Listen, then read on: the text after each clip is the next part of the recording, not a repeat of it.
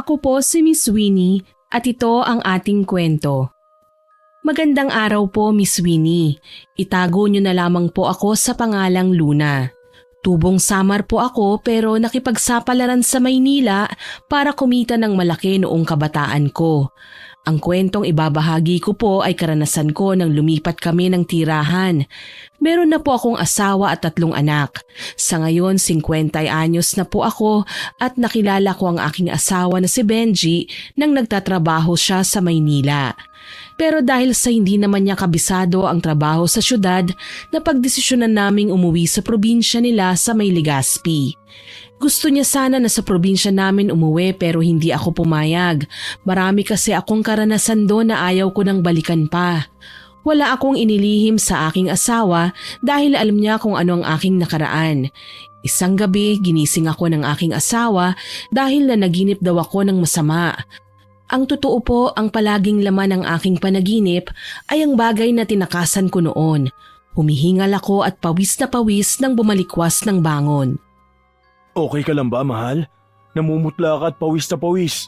Punasan ko lang ang pawis mo. Pahingi ako ng tubig, please. Oo, sige. Heto na. Uminom ka ng dahan-dahan. Salamat, mahal. Ano ba nangyari sa'yo? Umuungol ka ng umuungol. Akala ko magiging aso ka na eh. Sira ka talaga. Binangungot na nga ako, nagagawa mo pang magbiro. Sorry na. Pero seryoso, mahal. Ano bang nangyari sa'yo? Nanaginip na naman ako. Ano bang panaginip mo? Nadagdagan tayo ng anak? Sira ulo ka talaga, Benji. Seryoso ko. Masama ang naging panaginip ko. Sorry na. Gusto ko lang pagangin ang loob mo. Ano ba kasi yung panaginip mo? Kinakabahan ako. Sa panaginip ko kasi may nakita akong babae. Nakasuot siya ng itim na damit na may hood. Natatakpan ng hood ang mukha niya kaya hindi ko makita. Ang alam ko lang, babae siya base sa boses at sa mahahaba niyang mga kuko. Babae? Anong ginagawa ng babae? Nakita ko siyang nagri-ritual. Ritual? Madilim yung lugar at ang tanging nagsisilbing liwanag ay yung mga kandilang nakasindi. Nagre-ritual siya? Para saan? Nagri-ritual siya na parang sa pangungulam o pambabarang. Ano? Diyos ko, mahal. Grabe nga ang panaginip mo. Natatakot ako, mahal. Baka pangitain na ito na bumalik ako sa pambabarang. Ayoko nang bumalik. Tinalikuran ko nang gawain yun dahil ayoko nang manakit ng tao. Relax ka lang. Panaginip lang yun. Malamang iniisip mo lang yan bago ka matulog. Kaya napanaginipan mo. Hindi ko magawang mag-relax. Paano kung pangitain yun na may mangyayaring hindi ko makokontrol?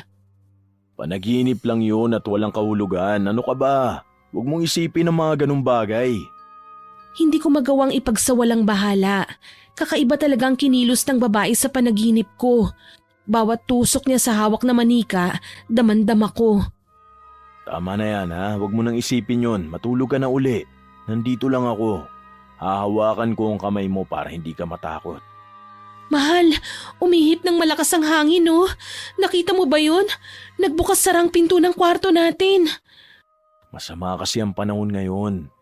Hindi ba maulan buong maghapon? Hindi ko lang naisara na maayos ang pinto kasi lumabas ako kanina para pumunta sa banyo. Sandali nga't isasara ko na para hindi hanginin. May tao sa labas ng bintana. Ano? Sigurado ka ba? Sigurado ako sa nakita ko. Maitim siyang tao pero hindi ko alam kung babae siya o lalaki. Pero nakita kong parang may sungay siya. Parang niluloko mo lang ako, Luna eh. Gumaganti ka lang yata sa biro ko eh. Wala naman ah. Saka medyo madilim sa labas dahil gabi pa. Paano mo naman makikita? Bakit naman ako magsisinungaling sa'yo? Anong mapapala ako? Nakita ko nga. O siya, dito ka lang. Kukuha lang ako ng sundang. Ang mga anak natin, Benji. Baka may kung anong gawin sa kanila. Gigisingin ko si Gio, sandali. Wag na. Ako na lang. Pupuntahan ko sila. Anak ng teteng, ngayon pa nagluko ang ilaw. Nagpapatay sindi pa. Magba-brown out yata dahil sa sama ng panahon. Benji, hindi ako makagalaw. Nakalabas ka na ba ng kwarto? Hindi kita makita, mahal. Masyado madilim. Tuluyan na nag-brown out. Anong nangyayari? Bigla na lang nanigas ang katawan ko. May tao sa likod mo. Umilag ka. Ano bang pinagsasasabi mo? Wala naman tao sa likuran ko. May malaking anino ng alupihan. Hinahabol ka niya. Benji! Ha? Wisit na. Saan? Ano ba? Kung ano nakikita mo eh. Wala nga tayong ilaw. Paano mo ba makikita ang mga sinasabi mong yan? Nag-hallucinate ka ba? Tigilan mo yan. Nay, Tay, ano bang ginagawa nyo? Pinapatay sindi nyo ba ang ilaw kanina? Nagising tuloy ako. Ang sakit kaya sa mata. Bubuksan ko na. Ay, brownout ba? Gio, may tao sa labas ng bahay. Nakita ko kanina. Ano po bang sinasabi nyo? Baka kapitbahayan na naalimpungatan din dahil brownout po. Lalabas lang ako para tignan ang sinasabi ng nanay mo. Wag na. Baka kung anong mangyari sa'yo. Dito lang tayo. Saglit lang ako. Tay, wag na po. Hindi pwede. Paano kung pasukin tayo dito? Mahal, saan mo nakita yung tao?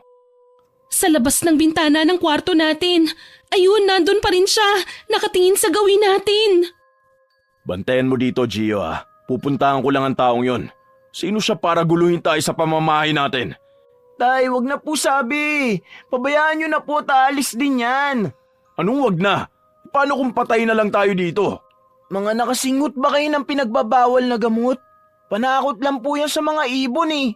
Ayun oh, nakikita kapag naliliwanagan ng kidlat. Kayo pa nga pong gumawa niyan eh. Tignan nyo, iilawan ko ng flashlight ah. Ay, scarecrow lang pala. Akala ko kasi kung ano na eh. Ay naku, matulog na nga po kayo.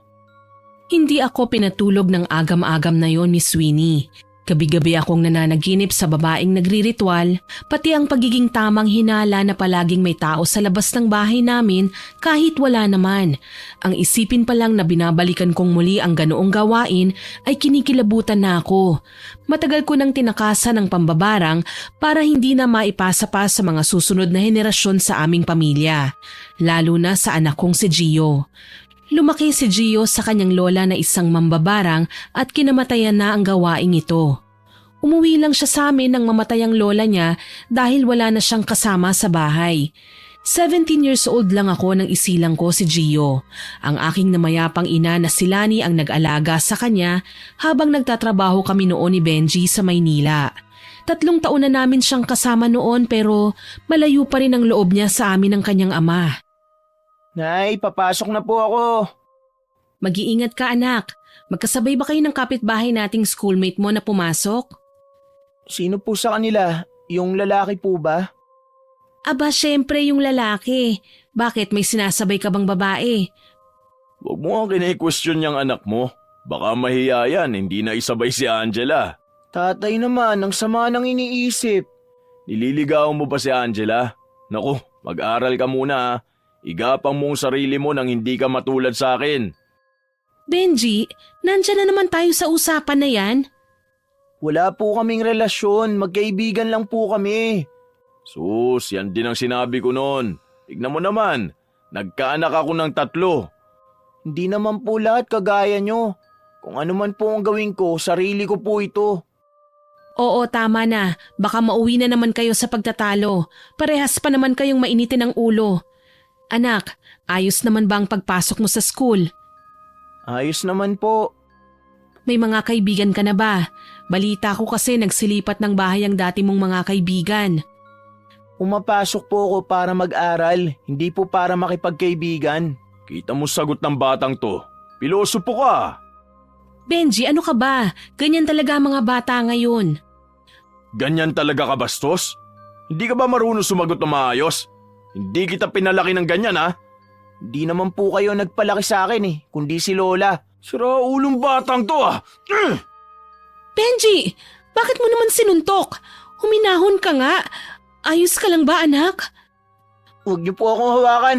Aba, talagang ginagalit ako ng batang to. Luna, kunin mo nga yung sinturon ko nang mahagupit ko to.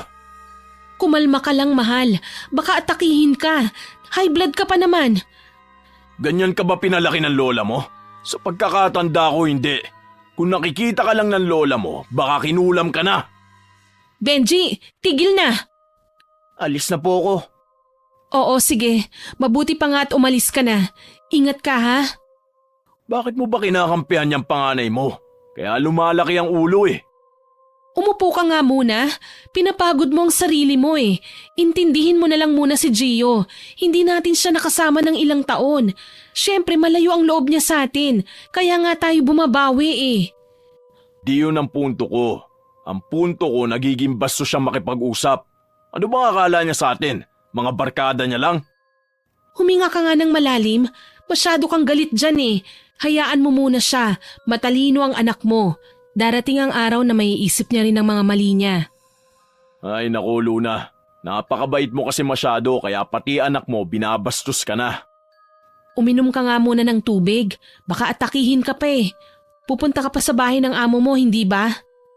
Oo, kulang na ang supply ng mga pagkain para sa mga alaga nila eh. Kailangan ko ring i-report sa kanila ang mga baboy na pwede nang katayin. Napakarami ring umorder ng karneng baka. Karneng baka? Nagbebenta na sila ng karne? Akala ko ba literal na ginagatasan lang nila?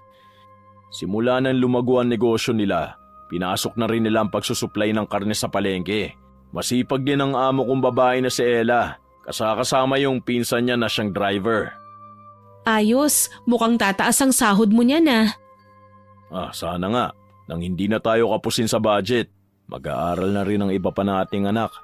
Kakayanin kaya natin? Kakayanin natin basta hindi ka lang maha-high blood. Seryoso kaya ako? Ikaw naman hindi na mabiro. Sige na, umalis ka na. Yang baon mo nasa lamesa, dalihin mo na. Huwag kang papagutom ha? Para ka namang sinanay eh. Ayaw mo ba? Siyempre gusto. Yan ang gusto ko eh. Caring. Caring ka dyan. Sige na, mag-aasikaso pa ako ng mga anak mo. Yang panganay mo kakausapin ko yan pag-uwi. Pagsasabihan ko yon, bukas mo na kausapin. Parang hindi ka naman dumaan sa pagkabata.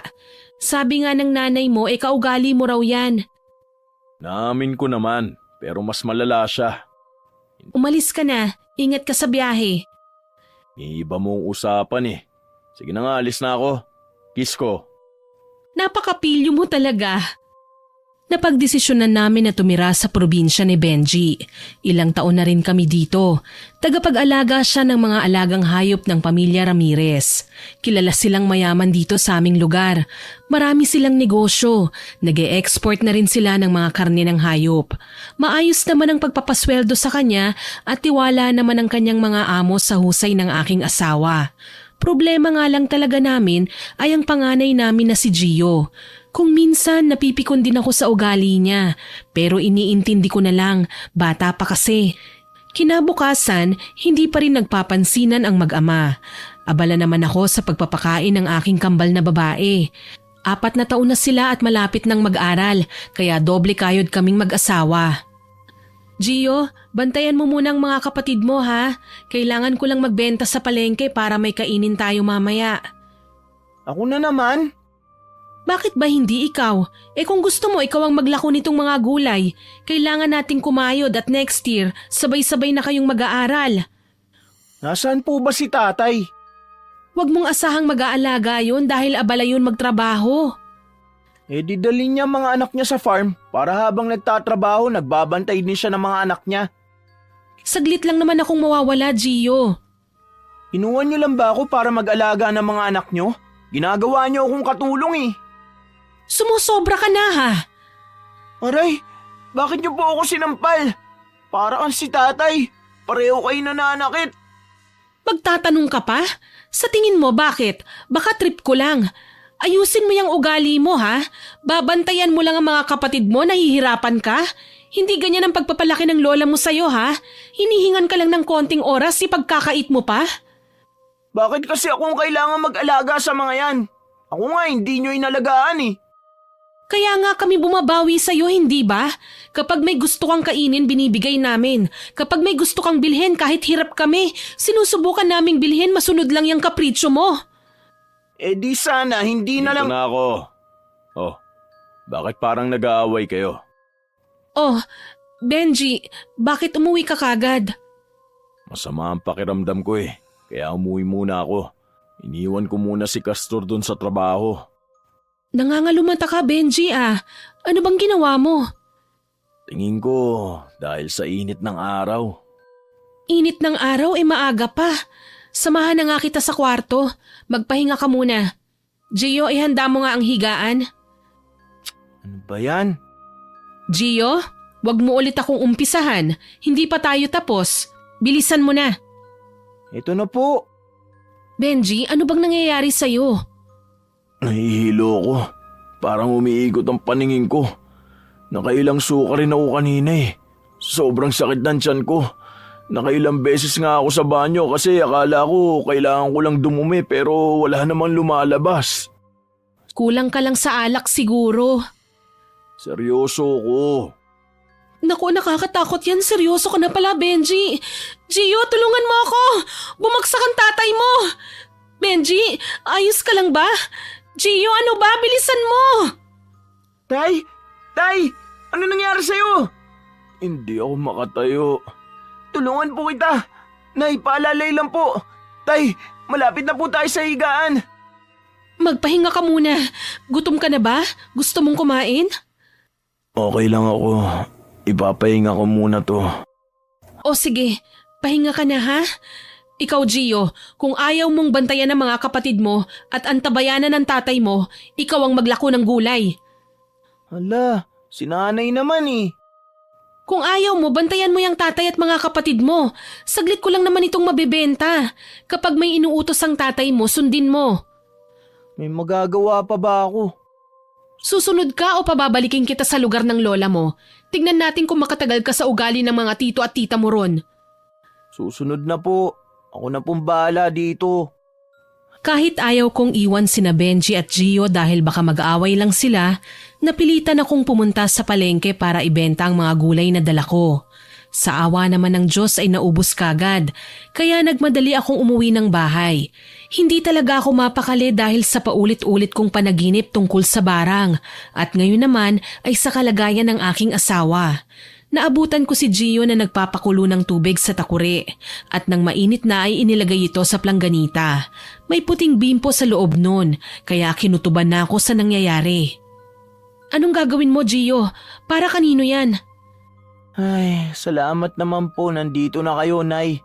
Para po ito kay tatay. Nilalamig daw siya at nangangatog. Nakailang beses na rin siyang bumalik sa banyo dahil masakit daw ang tiyan niya. Tulungan na kita. Ako na po, Nay. Sabay na lang tayong pumasok sa kwarto niyo. Ano bang nangyayari sa tatay mo? Naku naman. Hindi kaya nabarang po si tatay? Anong ibig mong sabihin? Wala naman po. Naisip ko lang. Kasi biglaan po ang pagkakasakit niya eh. Mabait ang tatay mo at palabiro sa ibang tao. Wala siyang kaaway, maliban na lang sa'yo. Huwag mong sabihing tinuruan ka ng lola mo ng panggagaway. Hindi ko po magagawa yun kay tatay kahit may alam ako sa pambabarang. Kahit nag-aaway po tayo, hindi ko magagawang magtanim ng sama ng loob. Utang na loob, Gio. Huwag mong sundan ang yapak ng lola mo.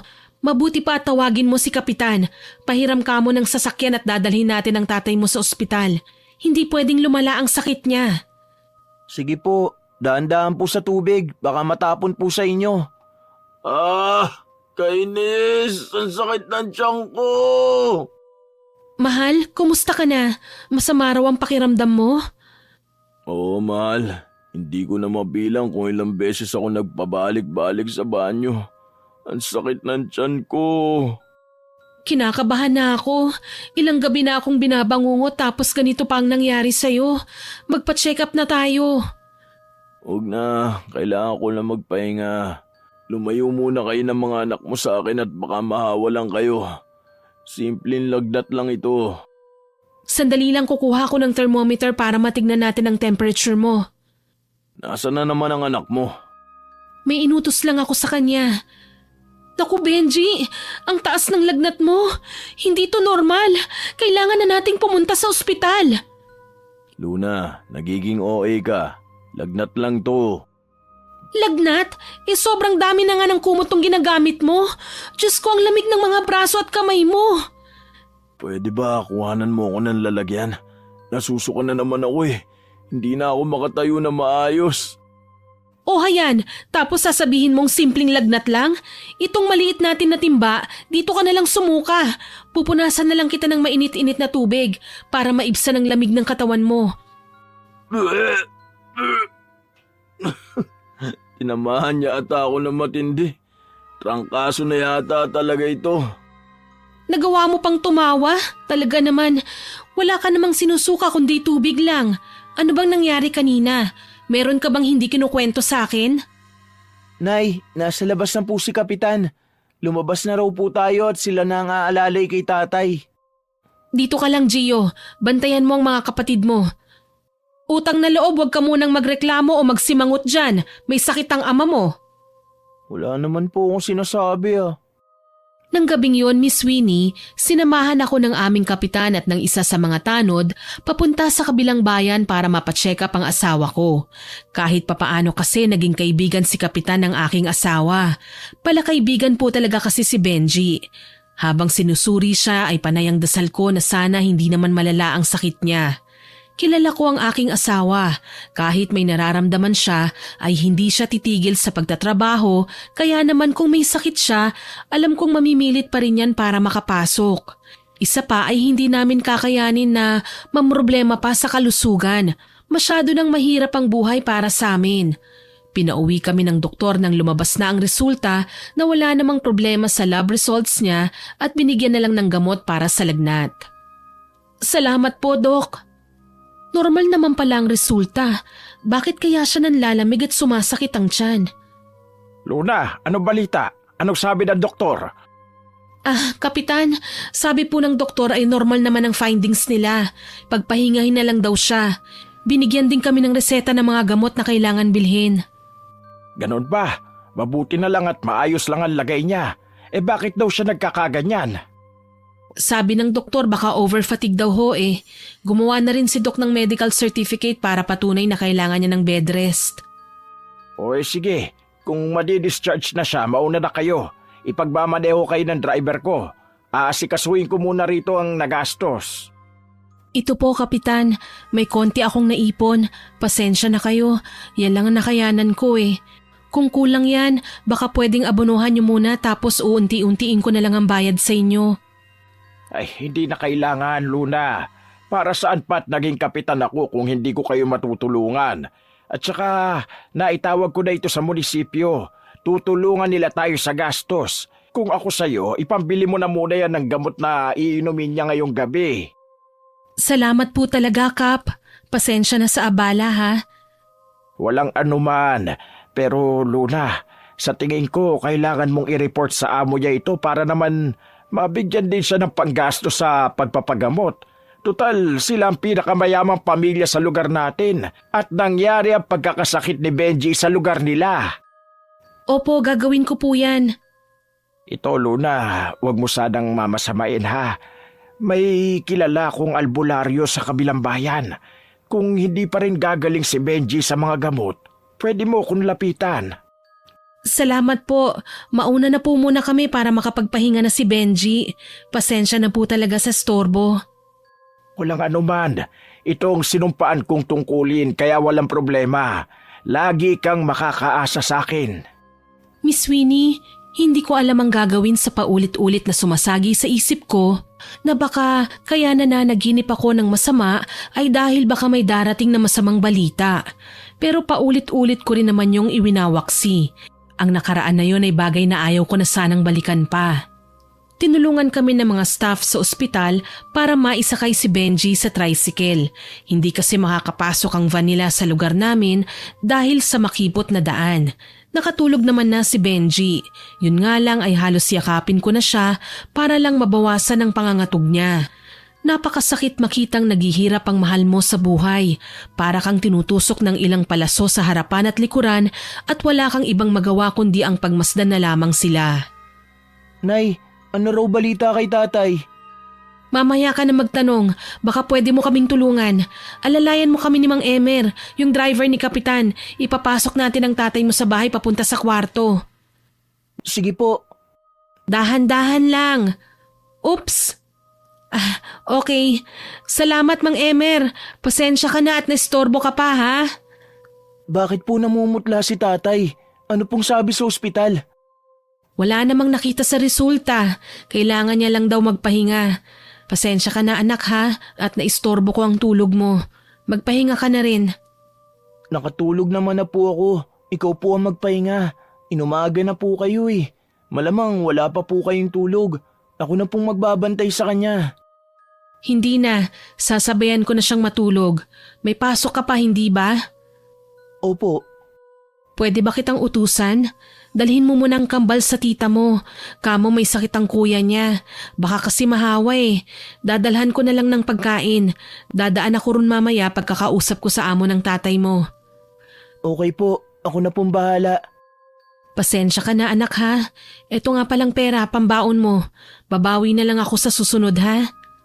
Sige po. Una na kami ng kambal. Mag-iingat ka. Ilang oras lang ang pahinga ko noon, Miss Winnie.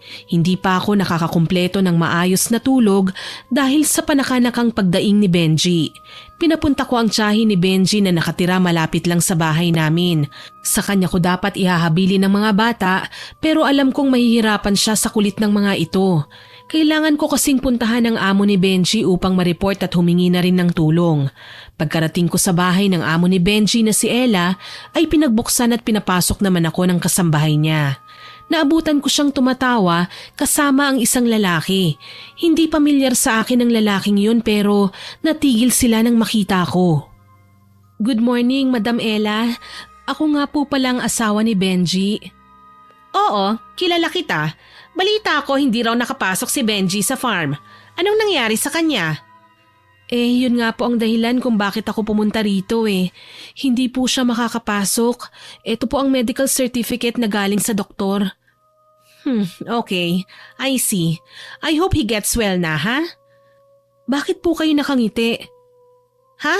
Hindi Naku, pasensya na kung yan ang iniisip mo. May pinagkakwentuhan lang kasi kami kanina ng pinsan ko. Driver ko rin siya eh. Si Miguel, kakilala rin niya ni Benji. I didn't mean to sound harsh, ha? Ano nga ulit ang pangalan mo? Luna po. Okay Luna. Anything else that I can do? Baka po pwedeng makahingi ng pambili ng gamot ni Benji. Kapos po kasi kami ngayon eh. At saka sabi ng doktor over-fatigue daw po ang nangyari. Hay, teka lang. Bakit parang ang tunog sa akin ay sinisisi mo ko? Ay, hindi po yun ang ibig kong sabihin. Sa totoo lang, Luna, hindi ko gustong magkasakit siya. Kung tutuusin siya ang may-ari ng katawan niya, hindi ko makokontrol ang mga ganong bagay. At alam mo kung paano magtrabaho si Benji. Gaya nga po ng sabi ko, wala po akong sinisisi. Humihingi lang po ako ng tulong. Hindi parang ibang dating sa akin ang pagkakasabi mo. Alam mo, ayaw ko ng gulo ha. Masakit yan sa ulo. Kung pera lang ang kailangan mo, bibigyan kita. Tumutulong naman ako sa mga taong mahihirap at walang makain kagaya nyo. Grabe naman kayong magsalita. Akala nyo ba binibili nyo na kami? Huwag na lang, sa inyo na lang ang pera nyo. Ang sama pala talaga ng ugali nyo. Ako? Masama ang ugali? Kung ganun ako, hindi na sana nakaapak ang marumi mong paa sa mansyon ko. Isa pa, ikaw ang nauna sa ating dalawa. Kahit pangit ang asawa mo ay mahalaga siya sa amin. Ayaw naman namin siyang magkasakit. Sino na lang ang mag-aalaga sa mga hayop namin na kamukha niya? Madam, wala kayong karapatang laitin ng asawa ko. Kahit ganun yun. Masipag siya at mahal niya ang trabaho niya. Isa pa, hindi magkakasakit ang asawa ko kung pinapasahod niyo ng tama, pinapakain sa tamang oras, at hindi pinagtatrabaho ng sobra sa 8 oras. Umuwi na nga lang ang asawa ko para matulog eh. Pero maliban doon, wala na siyang nagagawa. Wala nga kayong day off eh. Wow, ang galing mo rin ano. Ang tapang mo rin talaga para sabihin yan sa akin. Kung hindi dahil sa asawa ko na naaawa dyan sa asawa mo, hindi na sana kayo nakakakain ng 3 beses sa isang araw. Akala mo ba ganun-ganun lang magpalakad ng negosyo? Sa bagay, mukha namang wala kang alam eh. Para sabihin ko sa inyo, noong kabit pa lang kayo ni Sir Roger, matagal nang naninilbihan ang asawa ko sa kanya. Dahil sa asawa ko, lumago ang negosyo ng asawa niyo ngayon. Puwisit kang babae ka! Aray, bakit niyo ako sinampal? Nakakapikon na kayo Sino ka para sabihan akong kabit? Akala mo kung sino ka? Mukha kang ang pulubi. Walang pinag-aralan. Hindi baling wala akong pinag-aralan. Hindi naman ako kasing cheap nyo. Asawa lang naman kayo ng mayaman pero hindi talaga kayo ang mayaman. Akala mo kung sino to? Oo, wala akong pinag-aralan. Ano naman ngayon? Gusto niyong ipakita ko sa inyo kung paano ang manapak? Sapul talaga yung mukha niyong makapalang makeup. Guard! Palabasin niyo nga itong squatter dito. Hindi mo ako kailangang ipagtabuyan. Kaya kong umalis mag-isa. Akala mo kung sinong maganda. Idedemanda kita ng trespassing. Idemanda nyo. Ire-report ko rin sa Dolly ang mga ginagawa nyo sa mga trabahador nyo. Tignan natin kung sinong sisilipin ng korte sa ating dalawa. Buisit ka? Lumayas ka rito! Sobrang nagngingit-ngit ako sa galit, Miss Winnie. Ako kasi yung tipo ng babae na wala akong pakialam kung masaktan o malait ng iba basta hindi ang mga mahal ko sa buhay. Sumabog ako nang laitin niya ang aking asawa. Sino ba siya sa akala niya? Pero naisip ko rin na sana nilunok ko na lang ang pride ko para natanggap ko ang pera at naipambili ng gamot. Hindi ko yun sinabi kay Benji. Kapag gumaling na lang siya, tsaka ko na lang sasabihin. Ilang araw na ang lumipas pero hindi pa rin gumagaling si Benji. Kaya nangangamba na talaga ako. Diyos ko, Benji, hindi ko na alam ang gagawin. Bakit hindi ka pa rin gumagaling? Hindi naman tayo nagmimintis ng gamot pero wala pa ring pagbabago. Hindi ko rin alam, Luna. Mamamatay na yata ako. Kapag nangyari yun, ibalot nyo na lang ako sa banig at ilibing ka agad, ha? Huwag ka nga magsalita ng ganyan. Nakakainis ka na. Nagagawa mo pang magbiro. Nasusukan na naman ako. Dito po, Tay. Isukan niyo lang po. Hahagurin ko ang likod mo. Gagaling ka rin. Hindi kami susuko kaya dapat ikaw rin. Sandali. Ano yan? Nay, tingnan mo yung sinusukan ni Tatay. May halong itim at malapot na likido. Benji, bakit ganyan yan?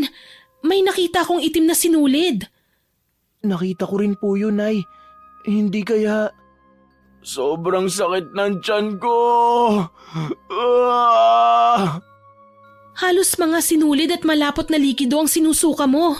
Benji, binabarang ka. Malinaw nga po, Nay. Gawa nga ito ng mambabarang. Bakit ngayon lang natin napansin? Pasensya na, Benji, kung ngayon lang namin nalaman. Pilit kong iniisip na normal lang tong sakit mo at walang kinalaman sa pambabarang.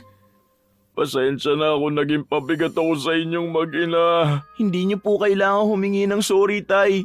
Ako nga po ang dapat manghingi ng sorry dahil pasaway ako sa inyo. Pinagsisisihan ko na po.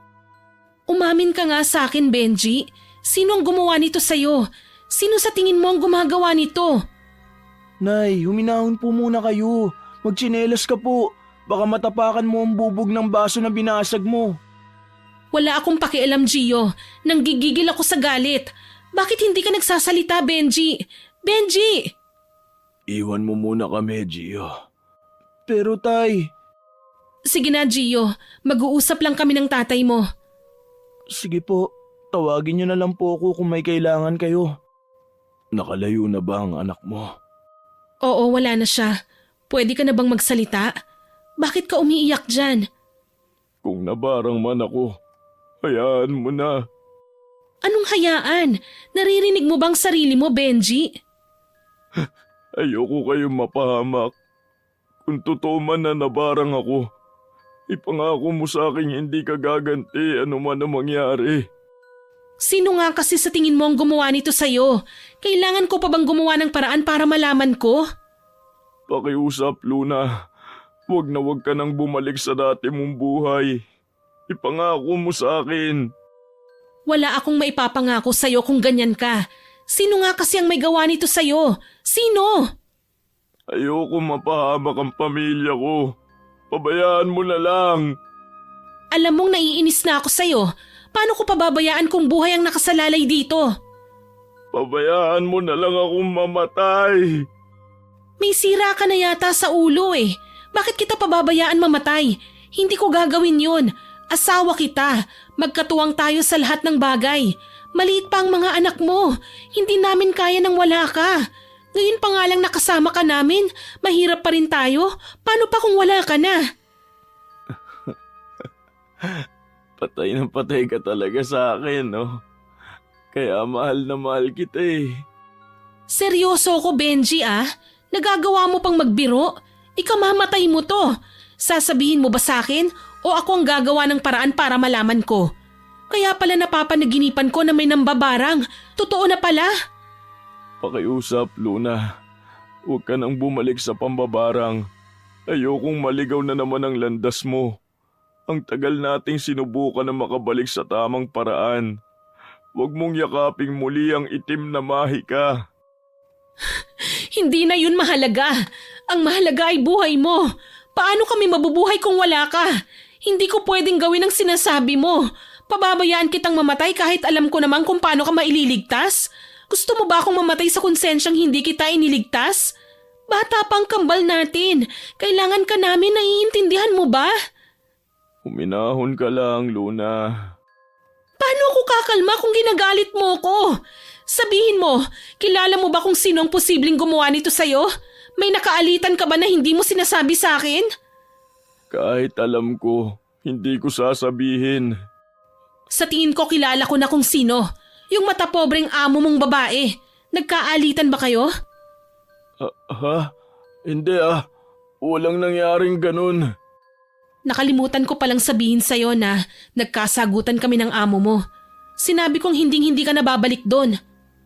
Ano? Bakit mo naman yun ginawa? Paano na ang kabuhayan natin yan? Mag-aaral na ang kambal sa susunod na pasukan. Bakit ngayon mo pa ginawa yan? Paano mo naaatim na iniinsulto ka ng mga tao? Hindi pa ba sapat sa'yo na mahirap tayo? Isang kahig isang tuka tayo, Benji.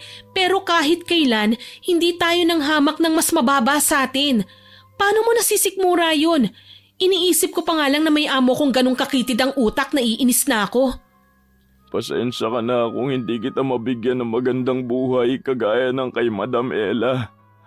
Wala akong may pagmamalaki sa'yo tapos ngayon, nagkasakit pa ako. Hindi ko gustong maging kagaya niyang kabit. Ikaw ang importante sa akin. Pero yung nararamdaman mo, hindi yan natural na sakit. Binabarang ka. Hindi ako mananahimik kung yun ang gusto mo. Hindi ko yun maibibigay, Benji. Kaya kung gusto mong hindi tayo mag-away, sabihin mo kung sino ang tao sa likod nito. Pakiusap, Luna. Ayoko nang dahil sa akin bumalik ka sa bagay na kinasusuklaman at pinandidirian mo. Gagawin ko ang lahat, Benji. Huwag ka lang mawala sa amin ng mga anak mo. Hindi ko sasabihin. Mahal, umiinit na ang ulo ko, ha? Huwag mong hintayin na ako ang kumilos. Kahit anong pilit mo, wala akong sasabihin. Nasaan ang kahon ko? Anong kahon? Yung kahon ko na lalagyan ng mga gamit ng pambabarang. Hindi ko alam. Kapag hindi mo sinabi sa akin, pupuntahan ko ang amo mo at magwawala ako ron. Tinapon ko na. Masaya ka na? Lalong sumasakit ang tiyan ko sa'yo eh. Ano? Hindi ko yun pinatapon sa'yo. Bakit mo tinapon? Ang mga ganong gamit, dapat lang na-dispatcha na. Pwede na ba tayo magpahinga, mahal? Napapagod na ako. Lalo ako nangihina sa diskusyon natin eh. Kung sinagot mo lang sana ako sa tanong ko, hindi tayo aabot sa ganito. Ma, matulog na po tayo. Umiiyak po ang kambal kakapakinig sa inyo. Sandali kaming natahimik, Miss Winnie, nang sumulpot ang aming panganay at pinahinto kami sa pagtatalo.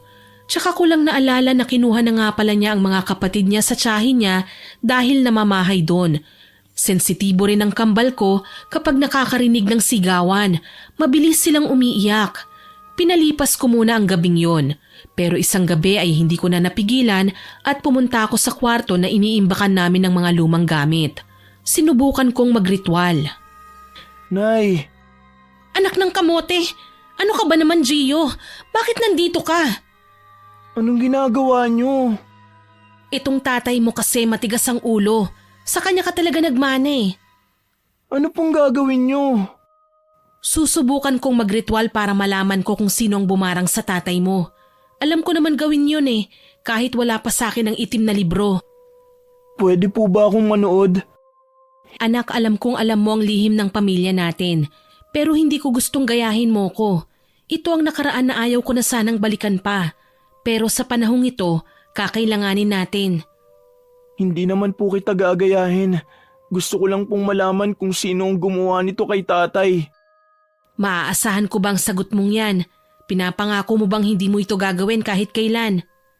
Opo, pangako. Sige, nakikita mo ba mga itim na kandilang sinindihan ko para magkorting tatsulok? Mahalaga yan sa orasyon. Itong planggana na may tubig ang magsisilbing salamin natin sa itsura ng nambarang sa tatay mo. Paano niyo po yun gagawin? Para lang akong nagtatawas, anak. Mag-oorasyon ako at ipapatak ko ang luha ng kandila sa plangganang may tubig. Lumayo ka ng konti at sisimulan ko ng orasyon. Opo. Sinimulan ko na kagad ang balak kong alamin ang katotohanan sa pamamagitan ng dati kong gawain. Habang sinasambit ang orasyon sa ibang lengguwahe, pinapatak ko naman sa tubig ang luha ng kandilang itim na parang nagtatawas lang ako. Nang matapos ay kinuha ko ang naipong kandila sa ibabaw ng tubig. Dahil isa akong dating mambabarang, kitang-kita ko ang imahe ng amo ni Benji na walang iba kundi si Madam Ella. Hindi ako kagad nakakilos nang makita ko na may nakakatakot na nilalang sa kanyang likuran. Nakataklob siya ng maitim na tela at namumula ang mga mata. Ang mga kuko niya ay singtulis ng patalim. Matatalas tignan ang kanyang mga ngipin. Nakatingin siya sa akin. Kahit madilim ay naaaninag ko pa rin ang nakakakilabot na pagngisi ng nilalang na yon. Kaya naman matinding panginginig ang naranasan ko noon. Nay, anong nakita niyo? Kilala ko na kung sinong demonyang gumawa nito sa ama mo. Sino po? Pero may kakaibang nilalang sa likod ng babae. Pakiramdam ko ay makapangyarihang nilalang ito. Nakatingin siya sa akin. Nay, ayos lang po kayo. Hindi ako makagalaw, Gio. Pakiramdam ko sinasakal ako ng nilalang. Malakas ang mambabarang na ito. Ano po ang pwede kong gawin? Kaya ko na ito. Ah! Ano yun? May lumagabog sa kusina. Si tatay, pupuntahan ko lang po siya. Tulungan mo, dali! Habang nakikipaglabanan ako sa nilalang na ginagamit ang isip ko upang talunin ako, ay nagawa kong kumalas mula sa matutulis niyang kuko at sa nanlilisik niyang mga mata. Naglaho ang nilalang sa paligid na ako lamang ang nakakakita. Wala na akong inaksayang panahon at pinuntahan ang aking asawa. Nakita ko siyang nakabulagta sa sahig. Walang malay pero may lumalabas na malapot na likido sa kanyang bibig. Benji! Benji! Naabutan ko siyang nakahiga na po dito sa sala, Nay. Benji! Demonyo talagang may gawa nito sa'yo! Gio, tawagin mo si Kapitan! Halo-halo ang emosyon na nararamdaman ko noon, Miss Winnie. Lungkot, galit, pagsisisi at takot. Hindi ko alam ang gagawin ko kung sakaling mawala ang aking asawa. Kasama si Kapitan ay sinugod namin si Benji sa ospital. Doon ko nalaman na na-stroke na pala siya. Kalahati ng katawan niya ang hindi na makakilos at matinding gamutan ang kakailanganin maging medisina para lang maging maayos siya. Naaawa na ako kay Benji. Hindi naman siya masamang tao para maranasan ng ganitong problema. Salamat, Kapitan Isko, at nandyan ka sa tuwing kailangan kong itakbo si Benji sa ospital. Walang problema. Hindi na rin naman kayo iba sa amin. Napakabait at masayahing tao ni Benji kaya lahat ng tao ganun din ang balik sa kanya. Anong sabi ng doktor? Pwede na raw ba siyang umuwi? Pwede naman kung gugustuhin namin. Pinaaalalahanan lang kami ng mga pwedeng gawin para matulungan siya. May pag-asa pa raw siyang makabalik sa dati dahil mild stroke lang naman daw ang nangyari. Mabuti naman. Sa awa ng Diyos malalagpasan niyo rin ito. Sasamahan kita sa counter. Nakakuha kami ng assistance kay Gobernur kaya kaunting halaga na lang ang babayaran natin. Huwag ka mag-alala. Yung kaunting halaga na yun babayaran ko na. Kap, maraming salamat talaga ha. Hindi ko alam kung paano ko tatanaw ng utang na loob sa inyo. Hindi mo kailangan gawin yun. Ang mahalaga sa amin ay buhay ng tao. Sa totoo lang gusto kong magwala sa loob ng ospital pero pinigil ko dahil ayokong gumawa ng iskandalo. Kung hindi lang ako mapapahamak, sinugod ko na ang amo ni Benji at sinaktan ito.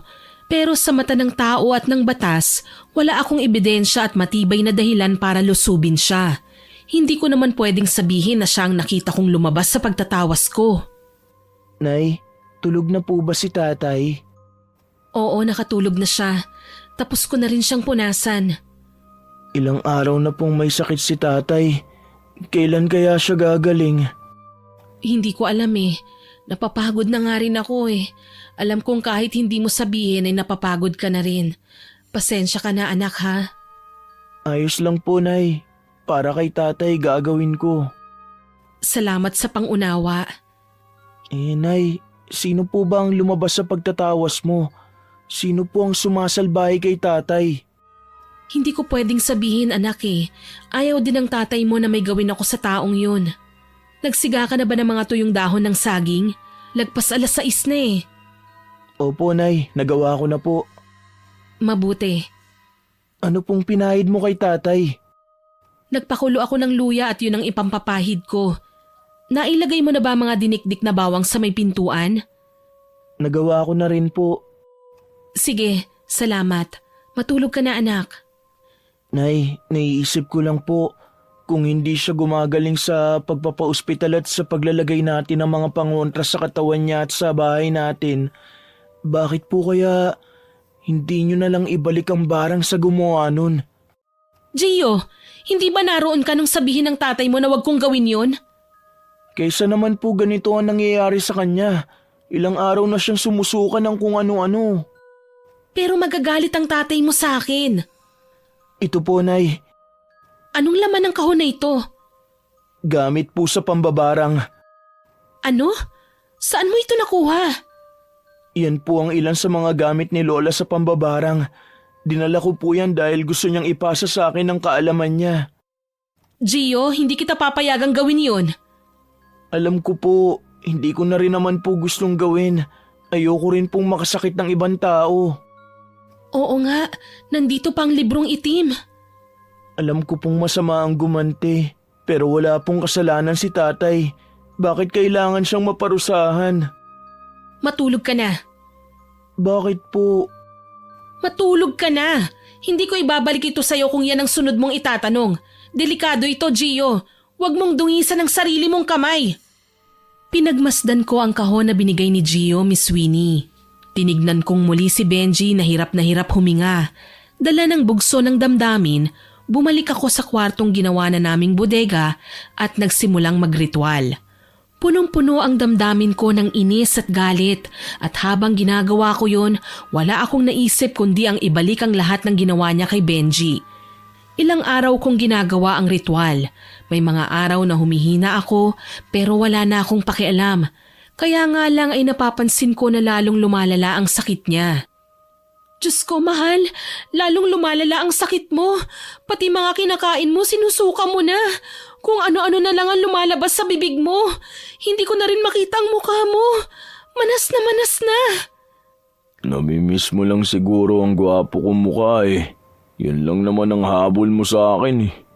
Sira ulo ka? Nagagawa mo pang magbiro sa ganitong sitwasyon? Nakakainis ka na talaga. Kung yun ang habol ko sa'yo, edi sana iniwan na kita noon pa. Ikaw naman masyado kang seryoso. Paanong hindi ako magseseryoso? Seryosong bagay ito. Tinupad mo ba ang pangako mo sa akin? Wala akong natatandaan na may pinangako ako. Na hindi ka gaganti sa kung sino ang gumawa sa akin ito. Oh, bakit hindi ka makasagot, Luna? May ginawa ka ba? Wala. Huwag ka nang magsalita ng magsalita. Baka mapagod ka. Ito, tubig. Uminom ka muna. Ayoko. Isusuka ko lang din yan. Sayang ang tubig. Bakit ka manghihinayang sa tubig? Mas mahalaga ang buhay. Sira ulo ka talagang mag-isip. Hindi ko kakayanin kung may mangyari man sa'yo dahil sa itim na mahi ka na yan. Anong gusto mong gawin ko? Hindi ko na alam ang gagawin. Luna, wala kang dapat gawin kundi… Benji, may nakikita akong anino ng insekto papalapit sa'yo. Para siyang alupihan. Pumapasok na siya sa loob mo. Naku, pati insekto gusto ko. Ano nang gagawin ko niyan? Umayos ka nga, Benji! Naiinis na ako sa'yo! Pasensya na. Halos hindi ko na makita ang kagandahan mo dahil sa namamaga akong mukha. Pasensya ka na.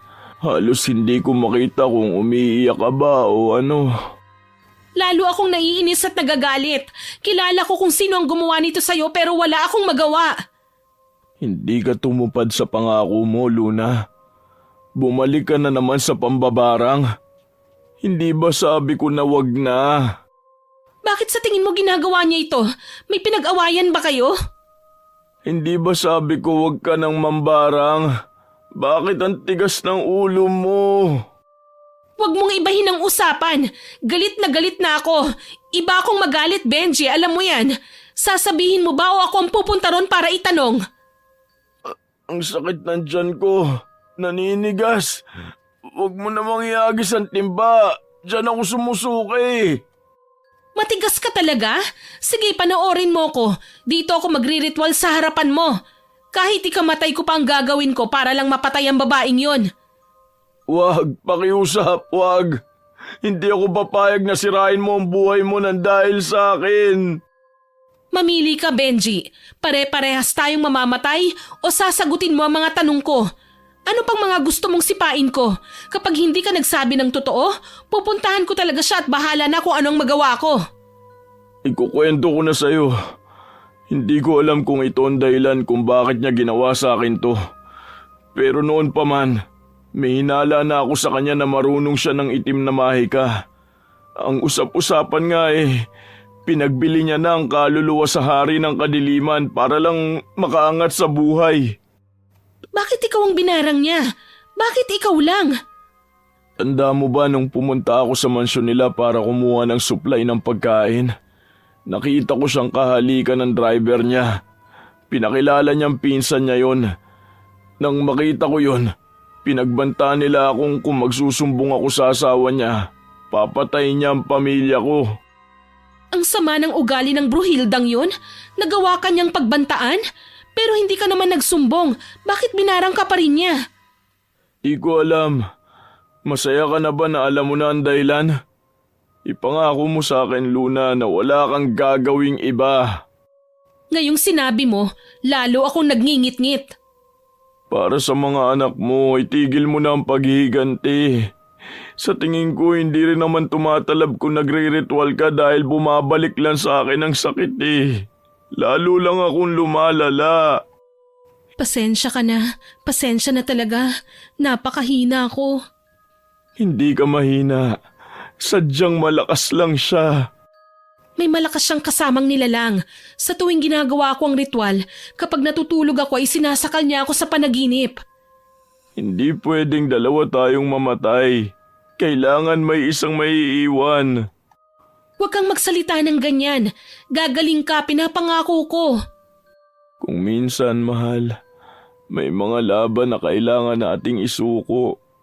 Hindi totoo yan. Dapat palagi tayong lumalaban. Kunin mo ang libro sa ilalim ng unan ko. Libro? Nagbabasa ka na pala. Yan ang pinakamagandang libro na nakita ko sa buong buhay ko. Biblia ito Ito ang naiisip kong gawin. Gabi-gabi sinisilip ko ito upang magbasa. Ngayong hindi na ako makakita ng maayos, pwede bang ikaw magbasa para sa akin? Ayoko, hindi ko kayang magbasa nito. Bakit naman? Dahil makasalanan ako, hindi na niya ako kailanman tatanggapin. Hindi totoo yan.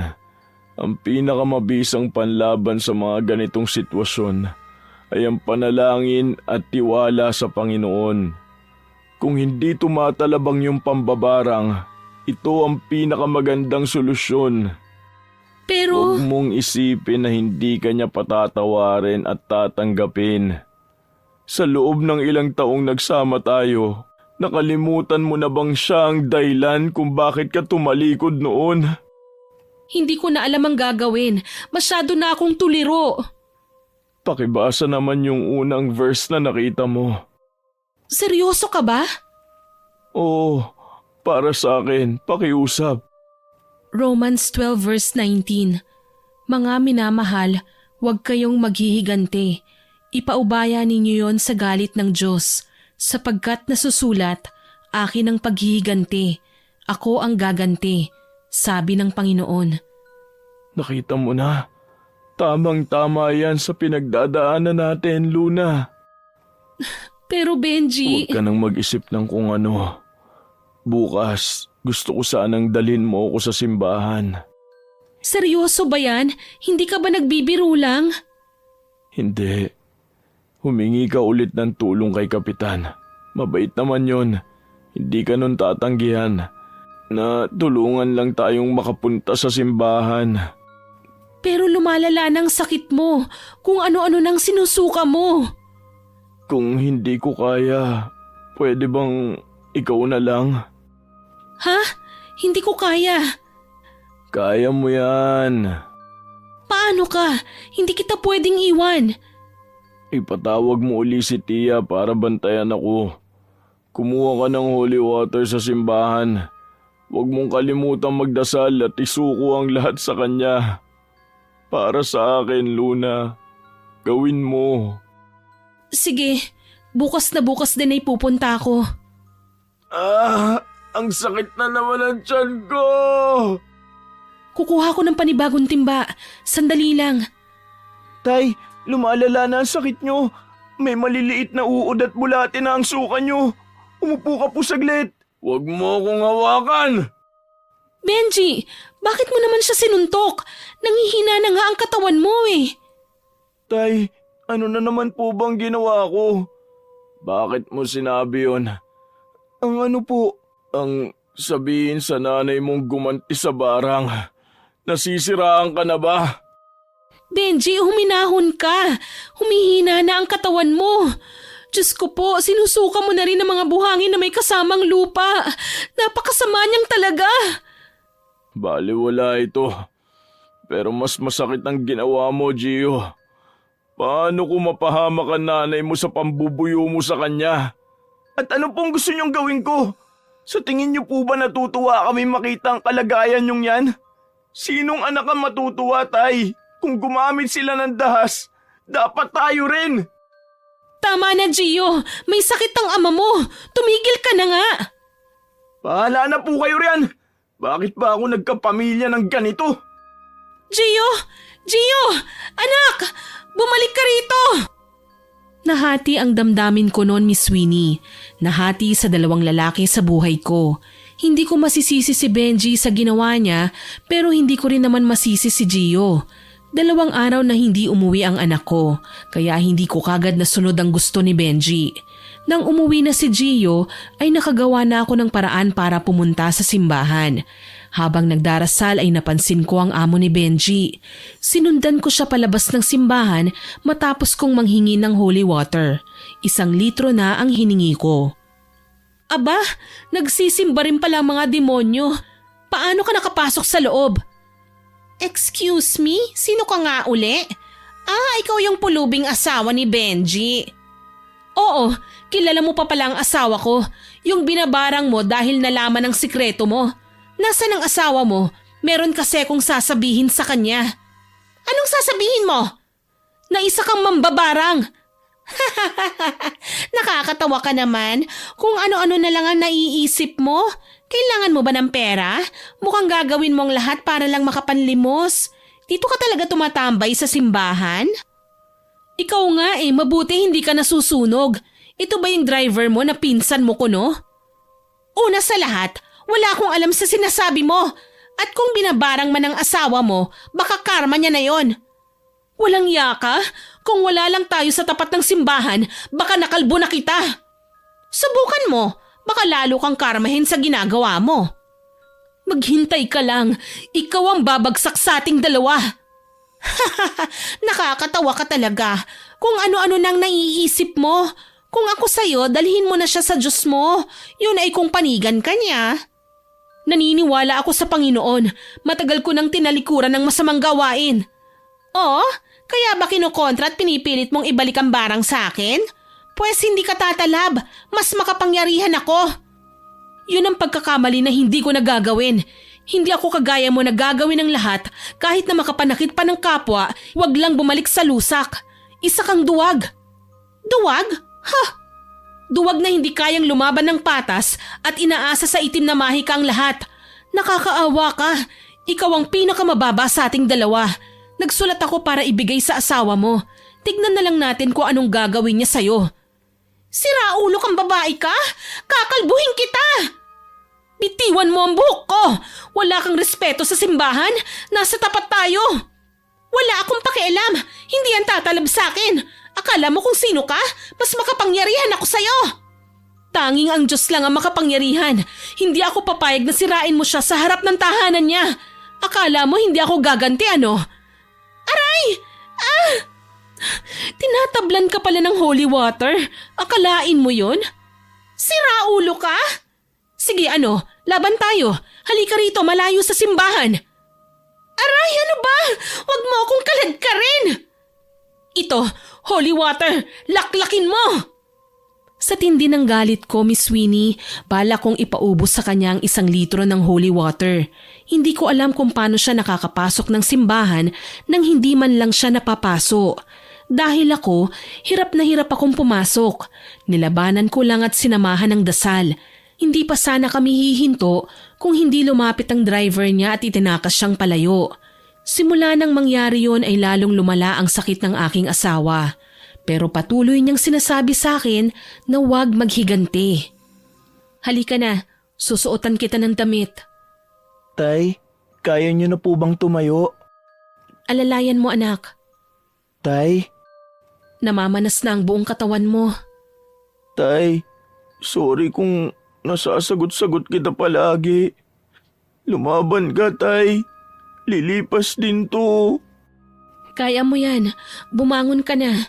Lalanggasin ko pa ang mga sugat mo at hahaplasan ko pa ng langis ang tiyan mo para naman hindi sumobrang sakit.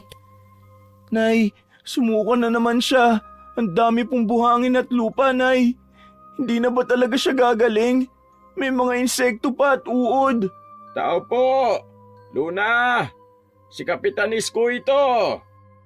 Hagurin mo muna ang likuran ng tatay mo ha. Pagbubuksan ko lang si Kapitan. Opo, Nay. Magandang hapon, Luna. Magandang hapon din po, Kapitan Isko. Ano pong sa atin? Gusto ko lang sanang kumustahin si Benji. Magaling na ba siya? Hindi pa nga po, Kapitan eh. Lalo nga pong lumala ang sakit niya. Pwede ko ba siyang makita o meron ba kami pwedeng maitulong sa inyong mag-asawa? Nagtatanong kasi ang staff ni Gobernur kung may progreso raw ba ang pasyente. Kapitan, papayagan kitang makita siya pero wag niyo sanang ipagsasabi sa iba at wag sana kayong magulat. Walang problema. Nire-respeto ko naman ang desisyon mo. Hindi na kayo iba sa akin. Salamat po. Pasok po kayo. Ngayon na lang uli ako nakapasok sa bahay ninyo. Palaging sa labas lang eh. Pasensya na po kayo.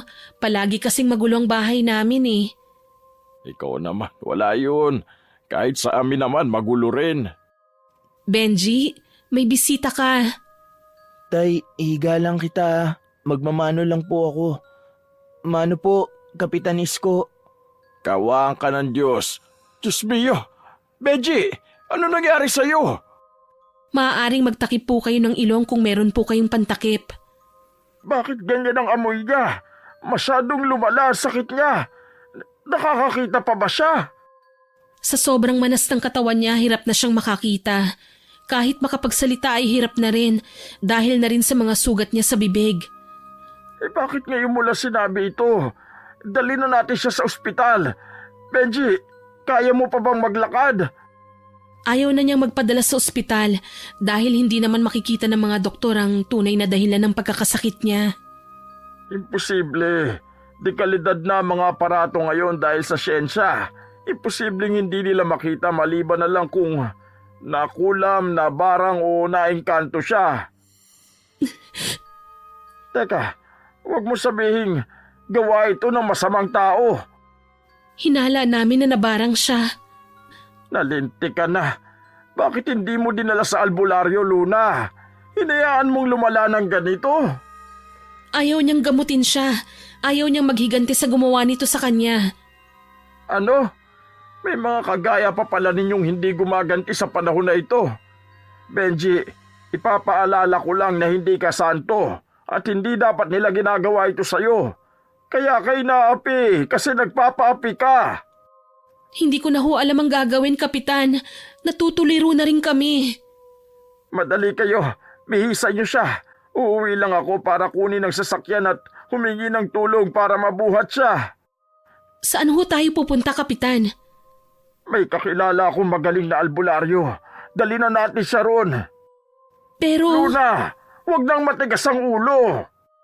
ayaw niyang dalhin siya sa albularyo. Luna naman, titiisin mo na lang bang makitang naghihirap ang asawa mo sa ganyang sitwasyon? Hindi ko nga po matiis eh. E di bilisan mo na at baka maabutan tayo ng gabi. Nang hapon na yon ay nagmadali kaming nag-asikaso para dalhin si Benji sa albularyo. Marami ang tumulong para buhatin siya at nahihiya ako noon dahil masangsang na ang amoy ng asawa ko. Pagkarating namin ay kaagad na nagritual ang albularyo pero bigo siyang malabanan ang mambabarang. Masyado raw itong malakas at sinabi pa ng albularyo na kahit ako ay hindi ko magagawang labanan yon.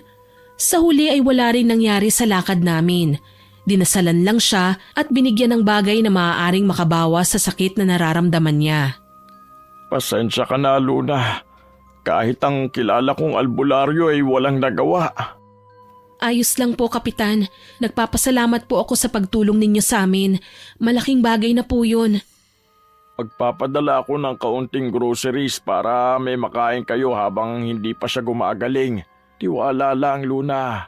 Gagaling siya. Hindi ko po alam kung paano kita mapapasalamatan, Kap. Sobra-sobra na ang itinulong ninyo.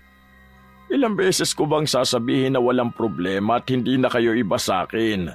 Nandito ako sa posisyon ko dahil sa inyo. Nandyan ka kasi nararapat ka sa posisyon na yan, Kapitan. May tanong ako, Luna. Sino bang nambarang kay Benji? Hindi kasi sinabi sa atin kung sino. Ang sabi lang kilala mo na raw.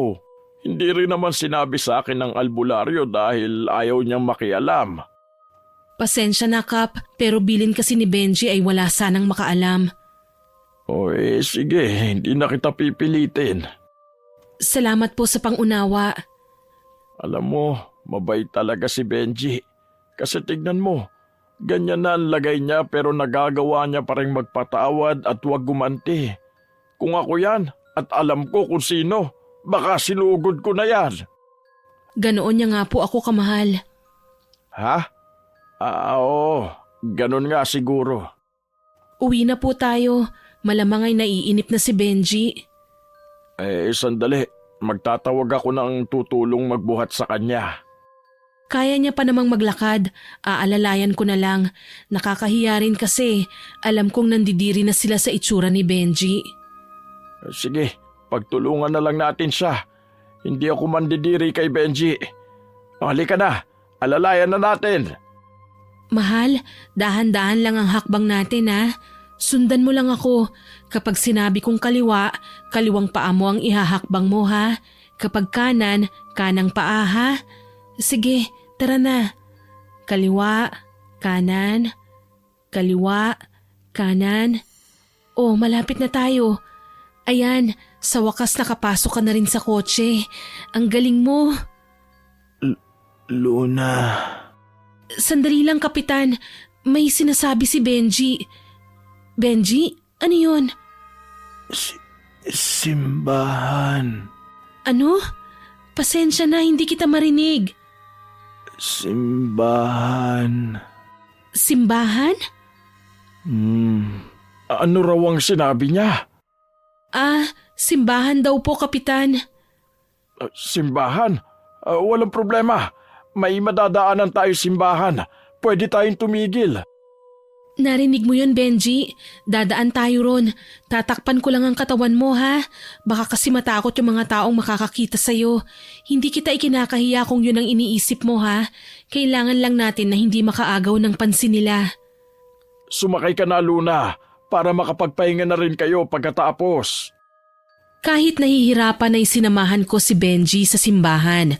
Umupo kaming tatlo sa bandang dulo. Mabuti na lang at wala masyadong nagsisimba ng huling misa at patapos na rin kaya hindi kami masyadong napansin ng mga tao. Sa totoo lang ay para akong sinisilaban sa loob ng simbahan pero pinilit ko lang para sa asawa ko at para yakapin ang pagbabalik loob ko sa kanya. Pero sa dami ng pait at sakit, parang hindi ko mahanap ang aking sarili. Tapos na ang misa. Hintayin muna nating umalis sila bago tayo lumabas. Tama, huwag tayong makipagsabayan sa kanila. Ngayon lang ba kayo nakapagsimba rito? Hindi po, Kapitan. Nung unang dating namin dito, naging tagapagsilbi ako sa simbahan ng ilang taon hanggang sa muli akong mabuntis kaya tumigil ako. At siya naman ay walang day off na binibigay ang kanyang amo kaya hindi na kami nakabalik dito. Sa tingin ko, ito na ang tamang panahon para magbalik loob kayo. Alam niyo ba, Kap? Pinahiran ko siya ng holy water. Palagi akong bumibisita sa simbahan na ito para manghingi. Ang kaso, parang hindi rin tumatalab eh. Huwag kang ganyan, Luna. Hindi ko kine-question ang pagpunta mo sa simbahan, ha? Pero baliwala ang holy water kung wala kang pananampalataya. Tandaan mo, siya ang pinakamakapangyarihan sa lahat. Mabuti at naisip ni Benji na dumaan dito para naman makapagpasalamat tayo sa kanya. Pero Kapitan, bakit hindi ko siya maramdaman? Huwag mo siyang hanapin sa lugar. Hanapin mo siya sa puso mo. Hindi ba't naglingkod ka noon sa simbahan? Bakit parang hindi mo alam? Sa nakikita ko ngayon, nawawalan na ako ng pag-asa. Gusto ko nang matapos ito, Kap. Gusto ko nang makitang muli ang ngiti ng asawa ko, ang biruan namin, ang tawanan at ang mga pagbabangayan namin minsan sa isa't isa. Kahit hindi masyadong makapagsalita si Benji, alam kong may dahilan siya kung bakit dinala ka niya rito. Totoo ba yun, Benji? May dahilan ka para papuntahin ako rito? Uy, tumango siya.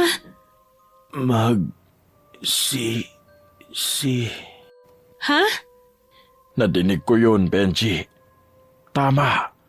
Magsisi tayo sa mga kasalanan natin. Taimtim tayong magdasal para gumaling ka na, ha? Gusto mo akong magsisi? Bakit? Anong meron sa dibdib ko? Bakit tinuturo mo? Mahal ka niya. Pagkasabi nun ni Benji ay tuluyan na akong napaluhod at umiyak, Miss Winnie. Lahat ng galit ko ay nawala at napalitan ng pagsisisi. Paulit-ulit akong nagbigkas ng panalangin at sana ay tanggapin niya akong muli bilang tagasunod. Ibinuhos ko na sa kanya ang lahat ng sakit na nararamdaman ko at problemang aking pinapasan. Humingi rin ako ng gabay at hiniling na sana maawa siya sa aking asawa, na sana ay hipuin niya at iparamdam na totoong nandyan siya sa mga taong kailangan siya. Matapos naming magdasal ng taimtim, umuwi na rin kami at dala ko ang buong pagtitiwala at pananampalataya. Lumipas ang mga araw at unti-unting bumuti ang kalagayan ng asawa ko. Hanggang sa isang araw, nagising ako sa amoy ng ginisang bawang at sibuyas. Ang bango ah. Parang may nagluluto. Baka nagluluto si Gio. Gio? Anong niluluto mo riyan? Mukhang masarap pa. Teka, bakit wala si... Gio? Ang tatay mo nawawala! Nay, ano po? Hanapin mo ang tatay mo! Saan nagpunta yun? Imposibleng makalayo yun! Nay, alam kong hindi ka maniniwala pero... Tagal mo magising. Tulog mantika ka talaga, mahal. Benji? Sinadya ko talagang gisay ng bawang at sibuyas. Alam kong babangon ka kapag naamoy mo eh. Sandali, panaginip ba ito? Sampalin mo nga ako. Sige Nay, ako po gagawa. Psst, hoy. Loko kang bata ka, manang-mana ka sa tatay mo. Hindi ka nananaginip, mahal. Pero kailan lang? Nagising na lang ako na magaling na ako eh. Itinulog ko lang, gumaling na ako kaagad. Pero paanong... Dahil Hindi niya tayo pinababayaan. Payakap nga ako. Namiss kitang yakapin eh. Nakakadiri kayong pagmasdan. Ano ba yan? Hindi ako makapaniwala. Magaling ka na. Salamat sa Diyos. Salamat, mahala, at nakinig ka sa akin. Alam kong tumigas na ang puso mo dahil sa mga kalbaryong sinapit natin. Pero hindi ka bumitaw. Hindi mo ko iniwanan. Kahit kailan hindi kita iiwan. Ikaw ang dahilan kung bakit ako nagbago at napabuti. Ikaw ang biyaya sa akin ng may kapal kasama ng ating mga anak. Nang araw na yon ay grabe ang pagluha ko, Miss Winnie. Hindi dahil sa sakit kundi dahil sa tuwa at pasasalamat sa may kapal. May mga bakas pa rin ng sugat, pasa at medyo namamaga pa rin ang katawan niya. Pero nakakapagsalita na siya at nakakapaglakad na kahit papaano. Habang si Ella, nabalitaan naming nahuli na siya ng asawa niya na may kabit. Naghiwalay sila, pinalayas sa mansyon at sa hindi inaasahan habang nagbabiyahe raw palayo si Ella sa kanyang asawa kasama ang kalaguyo nitong driver ay nabundol sila ng rumaragasang truck. Sabi ni Kapitan Isko ay kalunos-lunos ang itsura ng babae dahil sa nangyari. Samantalang kami ay wala namang galit sa kanya. Napatawad na namin siya bago pa man siya maaksidente. Masarap palang mabuhay ng walang tinatanim na galit, Miss Winnie. Sana sa mga nakikinig, ugaliin din nating magpatawad kahit gaano pa kasakit ang nangyari. Dahil sa huli, ang taong marunong magpatawad ang siyang kinalulugdan ng Diyos. Hanggang dito na lamang po ang aking sulat. Ang masasabi ko lang din, sa kahit na anong pagsubok sa buhay, kumapit lang tayo sa Kanya. Hindi po natutulog ang Diyos at nakikinig po siya sa bawat daing ng mga taong may matibay na pananalig sa Kanya. Hanggang dito na lang po, more power po sa inyong channel. Lubos na gumagalang, Luna. Naway nagustuhan niyo ang aking ibinahaging kwento. Ako po si Miss Winnie na nagpapasalamat sa inyong pakikinig.